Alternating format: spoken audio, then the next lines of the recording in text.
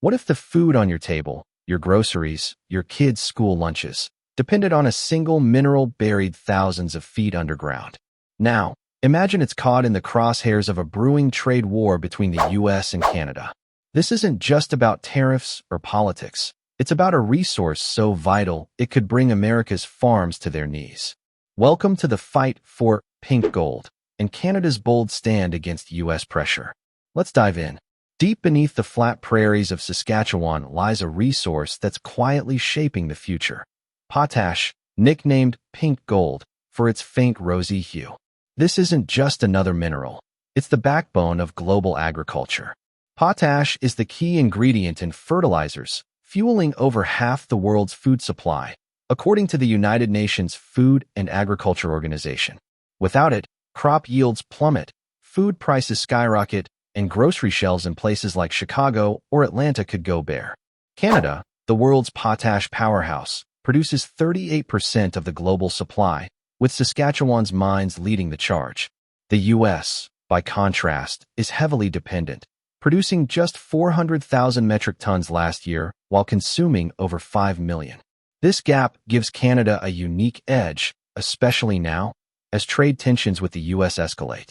Starting August 1st, 2025, a massive 35% tariff on Canadian goods, formalized by executive order, threatens to disrupt a $5 billion potash trade that American farmers rely on. This isn't just a policy. It's a direct hit to the heart of North America's food chain.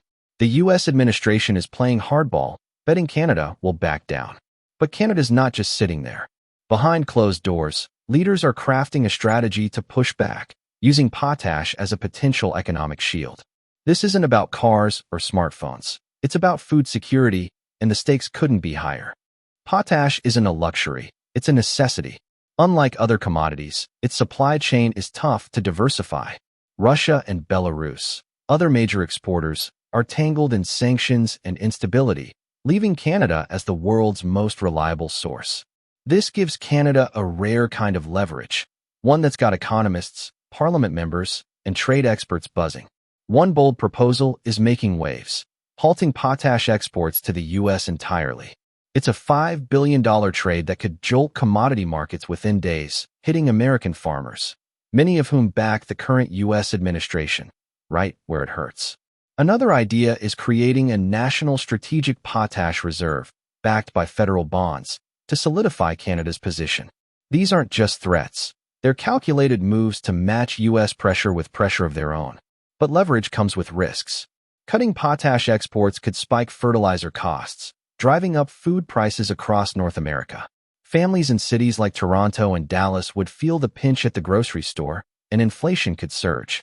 Saskatchewan's industry leaders warn that disrupting potash trade could send shockwaves through supply chains, threatening food security on both sides of the border. Canada's not shouting its plans from the rooftops, but the numbers speak loud and clear. The U.S. needs Canadian potash, and even a brief pause could shake markets to their core. Canada's not stopping at potash. They're rewriting their economic playbook to reduce reliance on the U.S. for decades. 97% of Canada's oil and gas exports flowed south to American refineries. But that's changing fast. In British Columbia, the $40 billion LNG Canada project just shipped its first cargo to Asia, bypassing the U.S. entirely. A cross-country pipeline linking Alberta's oil reserves to the Pacific is now being fast-tracked, a project once stalled, but now fueled by urgency. This isn't retaliation, it's survival. Asia, which drives 70% of global LNG demand, is hungry for Canada's natural gas as countries like Japan, South Korea, and China shift from coal. Canada's Pacific coast gives it a killer edge. Tankers from British Columbia reach Asian ports in half the time it takes from the U.S. Gulf Coast, meaning cheaper shipping and tighter contracts. With 14 million tons of LNG capacity annually and plans to double it, Canada's becoming a global energy heavyweight.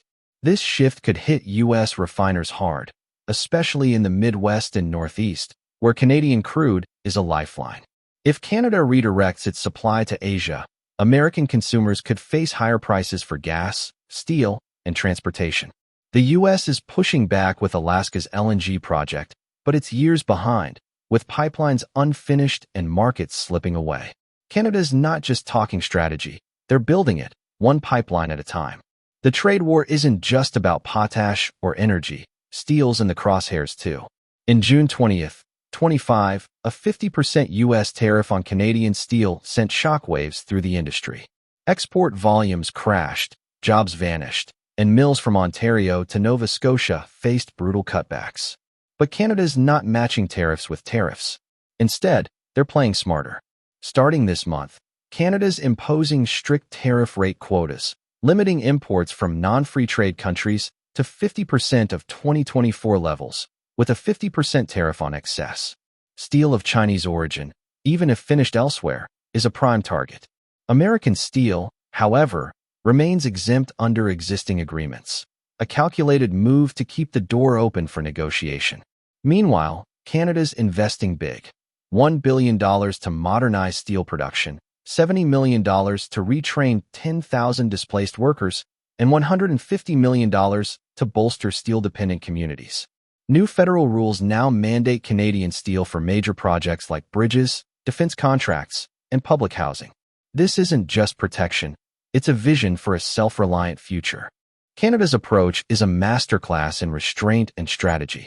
While the U.S. thrives on confrontation, Canada's pausing taxes, pursuing joint border security, and keeping tensions out of the headlines. The goal?